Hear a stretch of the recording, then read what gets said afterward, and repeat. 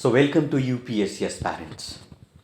Good morning to everyone या फिर good afternoon या जिस टाइम भी आप वीडियो देख रहे हैं सभी को नमस्कार।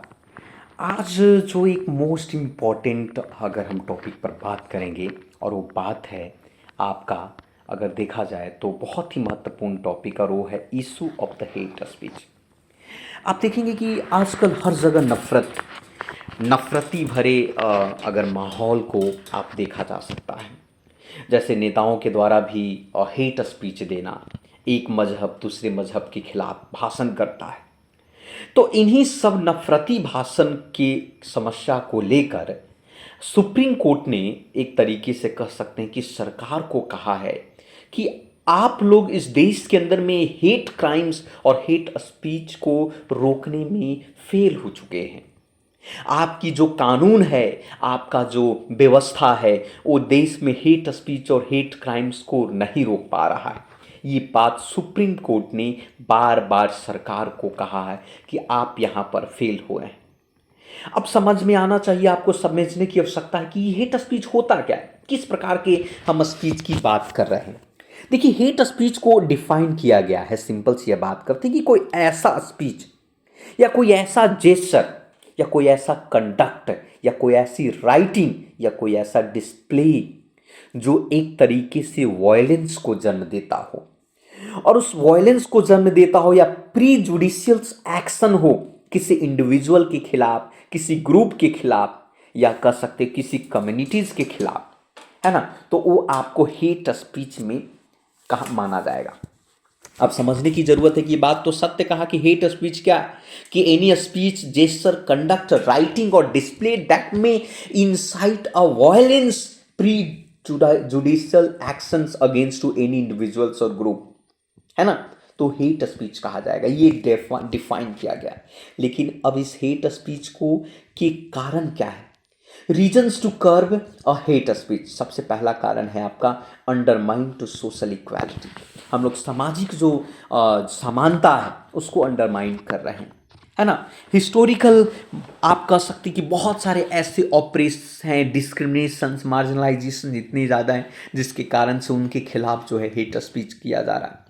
यहाँ पर साइकोलॉजिकल और फिजिकल हार्म्स जिसके कारण से वायलेंस हो रहे हैं, और साथ साथ में इंडिविजुअल और सोसाइटी को प्रवोक किया जा रहा है जिसके कारण से टेररिज्म्स, जेनोसाइड्स या इथिकल क्लिनिसिंग, इस तरीके की चीज़ जो है सोसाइटी समाज में देखने को मिल रही है।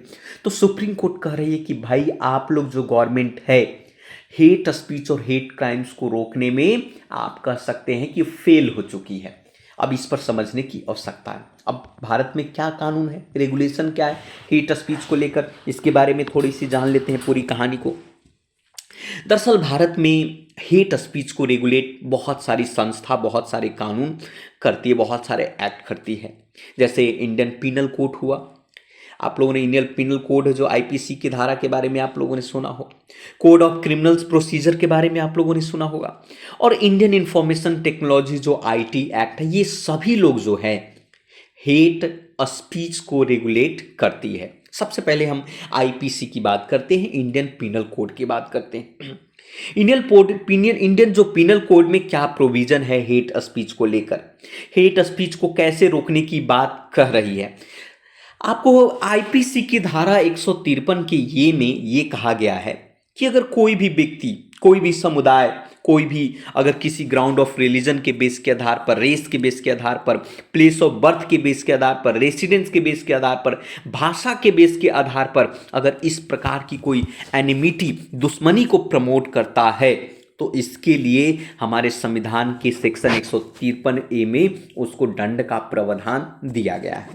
मतलब सिंपल सी बात है कि भाई भाईचारा, बंधुता बनानी है। सेक्शन 295 के ए में भी ये बात कहता है कि अगर deliberate a malicious act intended to outrage of religious feeling of the any class, किसी भी क्लास, किसी भी धर्म, किसी भी जाति की अगर उसकी धार्मिक विश्वास को अगर कोई इंसल्ट करता है, तो इसके लिए भी एओए हेट स्पीच की में आएगा और उसके लिए सजा का प्रावधान किया गया। उसी प्रकार से सेक्शन 505 में भी इस बात को प्रमोट किया है कि आप हेटरेट या इल विल बिटवीन क्लासेस के बारे में आप बात नहीं करेंगे।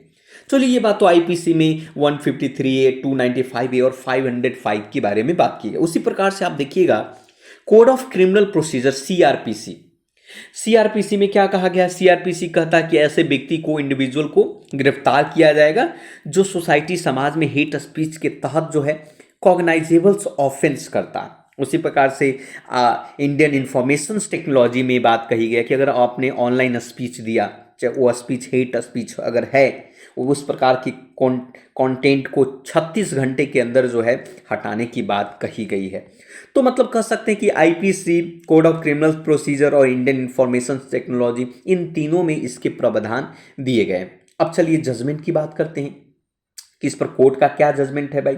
पास्ट में बहुत सारे सुप्रीम कोर्ट ऑफ इंडिया ने बहुत सारे ऐसे जजमेंट दिए हैं, जैसे आपका श्रेया सिंघल और यूनियन ऑफ इंडिया 2015 में इसका एक केस था, जिसमें सेक्शन 66 के तहत ऑफ आईटी एक्ट के तहत कहा गया था कि ऑनलाइन स्पीच जो कि फ्रीडम ऑफ स्पीच है, एक्सप्रेशन है, लेकिन अगर वो वायलेशंस करता है हेट ऑफ स्पीच के तौर पर, तो ये केस तो ये भी है आपका श्रेया सिंघल का केस हुआ।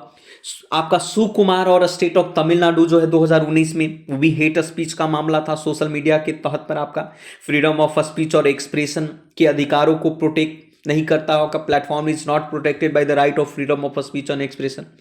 उसी प्रकार से रिप्रेजेंटेशन ऑफ पीपल एक्ट 1951 की बात करें, सेक्शन 8 में ये बात कही गई है आपका कि इलेक्शंस के दौरान जो इलेक्शन में भाग लेने वाले लोग हैं, फ्रीडम ऑफ स्पीच का प्रयोग करके कोई इलीगल काम नहीं कर सकते हैं।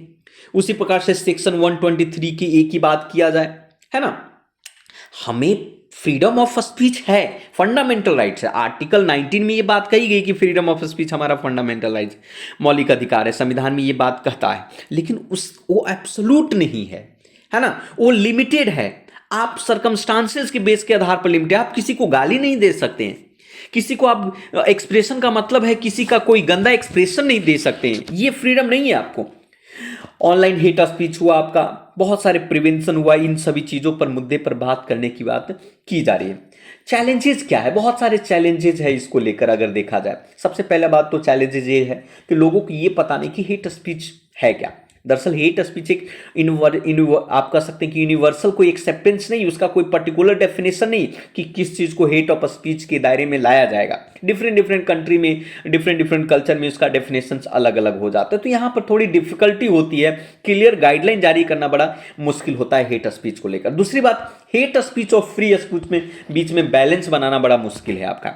हेट स्पीच का कानून जो है रिस्ट्रिक्शंस पैदा करता है फ्रीडम ऑफ स्पीच को लेकर, तो यहां पर भी लीगल चैलेंजेस देखने को मिलते हैं। साथ साथ में बहुत सारे जो स्पीच ऑनलाइन जो दिए जाते हैं, उसमें भी आपका ट्विटर हुआ या हर जगह आपका, है ना, hate speech in non English language की बात किया जाए, hate speech is not limited in English speaking country आपका।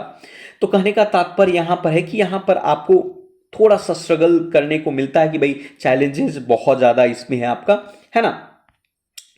अब यहाँ पर इसका समस्या का समाधान क्या है? तो भारत को चाहिए कि भाई, आपको पता है कि भारत एक डाइवर्स पॉपुलेशन है, डिफरेंट लैंग्वेज है, भाषा अलग है, धर्म अलग है, कल्चर अलग है, सभ्यता है आपको, तो इन सभी को एक साथ बनाए रखते हुए ऐसा ना हो कि हेट स्पीच और क्राइम जैसी स्थिति उत्पन्न हो। तो सरकार को चाहिए कि उसमें बैलेंस और संतुलन आए।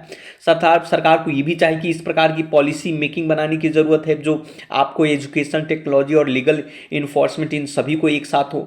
अपने किताबों में भी कि हेट स्पीच क्या है, क्या बोलना चाहिए, क्या नहीं बोलना चाहिए। सिविल सोसाइटी ऑर्गेनाइजेशन या इंडिविजुअल हो, सभी मिलकर एक साथ इस पर काम करने की जरूरत है, ताकि देश में एक समानता, भाईचारा और बंधुता बनी रहे। तो ये हेट स्पीच से संबंधित बातें थी जो आपके एग्जाम में प्रश्न के तौर पर आपको देखने को मिलता है। तो आज के लिए इतना ही, तो मिलते हैं फिर से। Thank you very much. बाकी इस चैनल को सब्सक्राइब करें, बेल आइकन को प्रेस करें और अधिक से अधिक वीडियो को शेयर करें। So thank you to all of you.